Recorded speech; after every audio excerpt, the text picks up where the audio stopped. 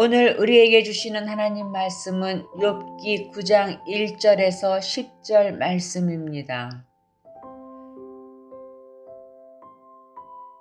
욥이 대답하여 이르되 진실로 내가 이 일이 그런 줄 알거니와 인생이 어찌 하나님 앞에 의로우랴. 사람이 하나님께 변론하기를 좋아할지라도 천마디에 한마디도 대답하지 못하리라. 그는 마음이 지혜로우시고 힘이 강하시니 그를 거슬러 스스로 완악하게 행하고도 형통할 자가 누구이랴. 그가 진노하심으로 산을 무너뜨리시며 옮기실지라도 산이 깨닫지 못하며 그가 땅을 그 자리에서 움직이시니 그 기둥들이 흔들리도다. 그가 해를 명령하여 뜨지 못하게 하시며 별들을 가두시도다. 그가 홀로 하늘을 펴시며 바다 물결을 밟으시며 북두성과 삼성과 묘성과 남방의 밀실을 만드셨으며 측량할 수 없는 큰 일을 셀 수 없는 기이한 일을 행하시느니라. 거룩한 주일입니다. 오늘도 주 앞에 나오신 여러분 모두에게 하나님의 은혜와 사랑이 함께 하시기를 예수님의 이름으로 축원합니다. 욥은 온전하고 정직하여 하나님을 경외하며 악에서 떠난 자였다. 이것이 욥기서를 시작하면서 1장에서 소개한 욥의 모습이었습니다. 그리고 그의 인생에 불과 같은 시련이 올 때 끝까지 참고 하나님을 떠나지 않는 모습을 오늘 본문인 9장까지 보여주었습니다. 이때 욥의 친구들은 욥이 고통당하는 것이 죄로 인한 결과라며 가슴 아픈 말을 이어갔습니다. 욥의 세 친구 중에 대만 사람 엘리바스의 책망이 4장과 5장에 들어있고 수아 사람 빌드앗의 책망이 8장에 들어있습니다. 이 두 사람 다 하나님을 믿는 신앙인들이었고 신학적으로는 바른 말을 하고 있었지만 그들은 상대방의 입장을 헤아리지 못하므로 바른 말을 그릇되게 하고 있었습니다. 자식을 잃은 욥에게 엘리바스는 5장 4절에서 그의 자식들은 구원에서 멀고 성문에서 억눌리나 구하는 자가 없으며 라고 했고, 빌닷은 8장 4절에서 내 자녀들이 주께 죄를 지었으므로 주께서 그들을 그 죄에 버려두셨나니라고 하면서 욥에게 깊은 상처가 되는 말을 했습니다. 인과 응보, 원인에 의한 결과는 반드시 있다. 행위 화복, 행위의 결과에 따라 복을 받을 수도 있고 벌을 받을 수도 있다는 말은 결코 틀린 말은 아니지만 그들은 이 내용을 모든 상황에 적용하려고 하는 일반화의 오류를 범하고 있었습니다. 욥의 친구들은 바른 신학을 가지고 있었지만 상대방을 어떻게 바르게 세워야 하는지는 알지 못했던 것입니다. 요즘 같은 시대에 바른 신학을 갖는 것도 어렵습니다. 잘못된 가르침이 참으로 많은 것입니다. 그런데 바른 신학을 가졌다고 바른 신앙을 가진 것은 아니라는 것입니다. 욥기서에 나오는 이 욥의 친구들과 같이 자기의 신학으로 남을 때리기도 하고 자기의 뜻을 주장하려는데 사용하려 하는 성숙하지 못한 사람들도 있는 것입니다. 오늘 본문은 그들의 말에 대한 욥의 반응입니다. 우린 여기서 욥의 바른 신학을 볼 수 있습니다. 그리고 욥의 성숙한 신앙도 볼 수 있습니다. 오늘 본문의 첫 절인 9장 1절과 2절을 보겠습니다. 욥이 대답하여 이르되 진실로 내가 이 일이 그런 줄을 알거니와 인생이 어찌 하나님 앞에 의로우랴. 욥의 신학은 그 어떤 인생도 하나님 앞에서 자신이 의롭다라고 말할 수 있는 인생은 없다 였습니다. 2절에서 내가 이 일이 그런 줄을 알거니와 라는 말은 욥의 친구들이 말한 그들의 신학을 말하고 다 그 말에 동의한다는 것입니다. 하지만 신학이란 그렇게 말로 다 정의할 수 있는 것이 아니라고 했습니다. 3절입니다. 사람이 하나님께 변론하기를 좋아할지라도 천마디에 한마디도 대답하지 못하리라. 인간이 가진 지혜와 명철로 하나님의 뜻을 배우는 신학을 다 이해했다고 말할 수는 없다라고 한 것입니다. 4절을 봅니다. 그는 마음이 지혜로우시고 힘이 강하시니 그를 거슬러 스스로 완악하게 행하고도, 그 다음 절을 따라하겠습니다. 형통할 자가 누구이랴. 욥은 1절에서 4절을 통해서 두 가지를 질문했습니다. 첫째가 인생이 어찌 하나님 앞에 의로우랴 하였고, 두 번째가 하나님의 뜻을 거슬러 행하고도 형통할 자가 누구이랴 라고 했습니다. 이러한 질문을 수사 의문문이라고 합니다. 답을 알지 못해서 질문하는 것이 아니라 질문이라는 형식을 통해서 자신이 의도한 바를 선명하게 나타내려 할 때 사용하는 방식입니다. 욥의 친구들이 가진 신학과 욥이 가진 신학, 즉 하나님이 누구신가에 관한 것은 둘 다 바르고 옳았습니다. 그러나 욥의 친구들은 욥의 행위가 잘못됐기 때문에 망한 것이다, 인과응보만을 강조했는데, 이 말 속에는 자신들은 행위가 옳음으로 인해서 망하지 않은 것이다 라는 자기의 의가 도사리고 있는 것이었습니다.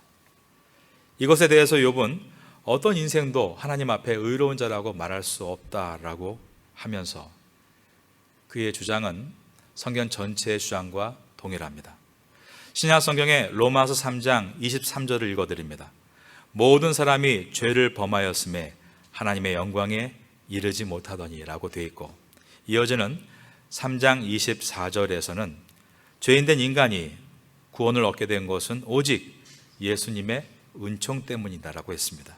그리스도 예수 안에 있는 속량으로 말미암아 하나님의 은혜로 값없이 의롭다 하심을 얻은 자 되었느니라. 3절을 다시 보겠습니다. 사람이 하나님께, 저를 따라합니다, 변론하기를 좋아할지라도 첫마디 한마디도 대답하지 못하리라. 그러므로 인간이 하나님 앞에서 변론할 내용은 자신이 죄인임을 고백하고 하나님께 사죄의 은총을 구하는 것밖에 없는 것이다 라고 말한 것입니다. 어느 경건서적에서 읽은 내용입니다. 베드로가 천국 문 옆에 안내석에 앉아 있었습니다.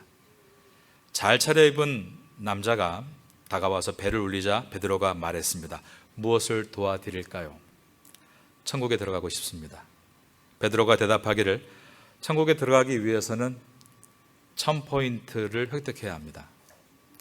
남자가 말합니다. 자신 있습니다. 저는 살아있을 때 훌륭한 일을 많이 했거든요. 저는 지역 사회를 위해 사회활동에 적극 참여했고 매년 돈을 NGO 단체에 기부했고 25년 동안 봉사단체 회장을 역임했습니다. 베드로가 대답합니다. 굉장한 경력이시군요. 1포인트를 얻으셨습니다. 그 남자는 깜짝 놀라 덧붙였습니다. 저는 아내와 결혼해서 45년간 행복하게 살았습니다. 항상 결혼 생활에 성실했고 아이들을 사랑했고 아이들과 많은 시간을 보냈으며 훌륭한 교육을 받게 했고 명문 대학에 보냈고 그 결과 아이들은 좋은 직업을 갖게 되었습니다. 베드로가 대답합니다. 아주 감동적입니다. 당신 같은 분이 여기에 그렇게 많지 않습니다. 또 1포인트를 얻으셨습니다. 그러자 그는 땀을 뻘뻘 흘리기 시작하면서 흥분하기 시작했습니다. 저는 교회에 열심히 나갔습니다. 성가대에서 찬양도 했고 20년 동안이나 주일학교 교사를 했습니다. 그러자 베드로가 말했습니다. 정말 대단합니다. 또 1포인트를 얻으셨군요. 이제 997포인트만 얻으면 됩니다. 남자는 떨면서 무릎을 꿇고 울부짖었습니다. 저는 아무것도 아닙니다. 오직 하나님의 은혜로 구원받았고 예수님을 믿은 믿음밖에는 자랑할 게 없습니다. 그러자 베드로는 그를 바라보면서 미소를 지었습니다. 축하합니다. 당신은 지금 막 1000포인트를 얻으셨습니다. 이 내용은 레이 프리처드가 쓴 믿음의 항해라는 책의 한 부분이었습니다. 천국은 우리의 공로나 노력으로 가는 것이 아님을 표현한 우화입니다. 우리의 신학이 딱딱해질 때는 나의 의가 하나님의 은혜보다 앞에 있을 때입니다. 그럴 때 나의 의의 잣대가 상대방에게 무기가 되어서 왜 이것밖에 못하느냐? 왜 이것밖에 못 되느냐? 책망을 하게 되고, 그래서 내가 망하는 것 아니냐, 남을 저주하게 되는 것입니다. 그러나 오늘 본문 9장 2절에서 욥이 고백한 것과 같이 인생이 어찌 하나님 앞에 의로우랴, 오직 의로우신 분은 하나님 한 분이신 것을 고백하고, 내가 그분의 자녀가 되어 오늘까지 오게 된 것은 오직 하나님의 은총이었음을 생각할 때 우리의 신학은 부드러워질 수 있고 우리의 신앙은 성숙해 나갈 수 있습니다. 그럴 때에만 우리 주변 사람에게 희망과 기쁨을 주는 하나님의 메신저가 될 수 있는 것입니다. 여러분은 딱딱한 신앙에 머무르지 마시고 부드러운 신앙을 갖고 더 나아가 성숙한 신앙이 되어 가심으로 많은 이들에게 은혜를 전가할 수 있는 주의 메신저가 될 수 있기를 예수님의 이름으로 축원합니다. 앞에 1절에서 4절이 하나님의 의로우심에 대한 욥의 언급이었다면 5절부터 10절까지는 하나님의 능력에 대해서 욥이 언급하고 있습니다. 5절과 6절을 보겠습니다. 그가 진노하심으로 산을 무너뜨리시며 옮기실지라도 산이 깨닫지 못하며 그가 땅을 그 자리에서 움직이시니 그 기둥들이 흔들리도다. 세상에 일어나고 있는 모든 사건과 재난들 속에는 하나님께서 역사하신다라는 고백입니다. 욥은 낙타를 3,000을 가지고 아라비아 지역에서 가장 큰 무역업에 종사했던 무역의 대상이었습니다. 소가 500결이, 즉 2마리가 한 조로 500개의 달굴질을 끌 만큼 큰 농경지를 가지고 있었습니다. 그런데 갑자기 하늘에서 불이 내려와 사업장이 다 타버리고 말았습니다. 욥에게는 아들이 7에 딸이 3이 있었습니다. 히브리어로 숫자 3과 숫자 7은 완전수이고 3과 7을 더한 10 또한 완전수로서 그가 자식 농사를 참 잘 지었다는 것을 상징적으로 보여주는 것이었습니다. 그런데 갑자기 들에서 강풍이 불어와 지붕이 무너져서 그 모든 자식을 다 잃고 말았습니다. 그러나 5절에서 그가 진노하심으로 산을 무너뜨리시며 옮기실지라도 산이 깨닫지 못하며 라고 말한 것처럼 그는 지금 자신에게 당하는 이러한 고통의 이유에 대해서 전혀 깨닫지를 못하고 있었습니다. 그런데 욥이 어떻게 했는가? 이제 이어지는 6절부터 마지막 절인 10절을 읽게 될 텐데 그 각 절마다 아멘 혹은 할렐루야를 붙여보려고 합니다. 그가 땅을 그 자리에서 움직이시니 그 기둥들이 흔들리도다. 저를 따라하겠습니다. 아멘. 7절을 읽습니다. 그가 해를 명령하여 뜨지 못하게 하시며 별들을 가두시도다. 저를 따라합니다. 할렐루야. 8절입니다. 그가 홀로 하늘을 펴시며 바다 물결을 밟으시며 따라하겠습니다. 아멘. 9절을 읽습니다. 북두성과 삼성과 묘성과 남방의 밀실을 만드셨으며 따라하겠습니다. 할렐루야. 마지막 10절은 다 함께 읽겠습니다. 시작. 측량할 수 없는 큰 일을 셀 수 없는 기이한 일을 행하시느니라. 저를 따라하겠습니다. 아멘. 할렐루야. 6절에서 10절은 보시는 바와 같이 시편에서 하나님을 찬양하듯이 욥기서가 시가세의 특징을 그대로 우리에게 보여주며 찬양하고 있습니다. 즉 욥이 하나님을 찬양하고 있는 것입니다. 시편 23편 4절에서 내가 사망의 음침한 골짜기를 다닐지라도 해를 두려워하지 않을 것은 주께서 나와 함께 하심이라 라고 했는데 정말 사망의 음침한 골짜기에서도 하나님을 찬양하고 있는 사람이 있었는데 바로 욥이었다는 것입니다. 욥은 신학이 바른 것만이 아니고 신앙이 성숙한 것만이 아니라 성숙을 넘어서서 Amazing Faith, 놀라운 신앙을 보여주었습니다. 욥은 자신이 당한 고난을 다 이해하지는 못하고 있었습니다. 그러나 고난을 이해하지 못한 것이 찬양을 멈추는 이유가 될 수는 없다라고 생각했다는 것입니다. 하나님께서 고난을 알려주시지 않은 것이 하나님께 기도를 멈추는 이유가 될 수 없다라고 생각을 한 것입니다.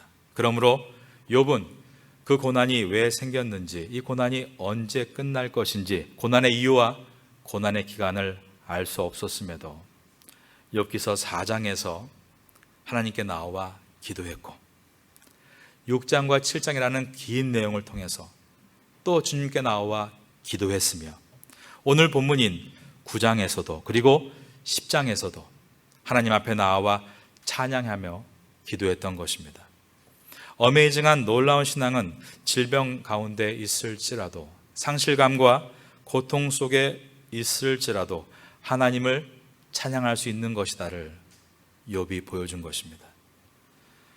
어느 책에서 한 분의 간증을 읽은 일이 있습니다.